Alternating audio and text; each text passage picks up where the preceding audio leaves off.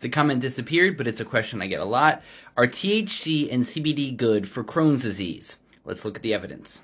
I'm Lex Pelger. I do canna education for CV Sciences, the makers of Plus CBD, who has excellent CBD and THC products you can ship anywhere in the US. On the cannabinoids, ask me anything. Let's start with expert opinions. This is Dr. Raphael Mechoulam, and in this interview he says THC is excellent for treating Crohn's disease. Then on Ministry of Hemp, you can look up this report from someone who said that CBD completely changed the game on their pain and anxiety from Crohn's disease. And this is a story I've heard on the road so often. It also makes sense because whatever Crohn's disease is, it's a GI disorder and involves the immune system.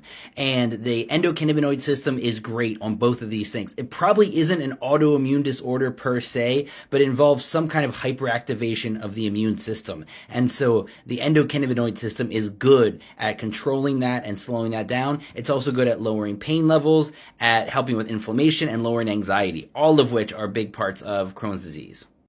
Lastly, and I bet you weren't expecting this one, this is an interview with Pete Davidson by High Times talking about how cannabis is the only thing that keeps him functional. He got diagnosed with Crohn's at 17 or 18. None of the medications or treatments were working. Finally, it was smoking cannabis that helped. And he said he couldn't get through the day, he couldn't perform, he couldn't be on SNL if it wasn't for smoking cannabis.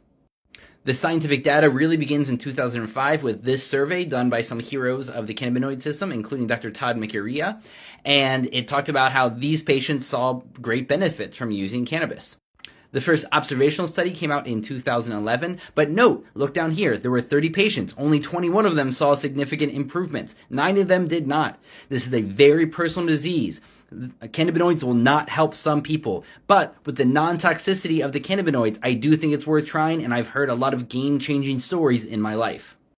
And to get current, here's 2023 data from the UK Medical Cannabis Registry about the number of patients who saw an increased quality of life from using cannabis. And let's not forget CBD-rich hemp extracts. Here's a very recent study where they had 56 patients and they gave them CBD-rich hemp extracts for 8 weeks, and they saw significant quality of life improvements and clinical improvements.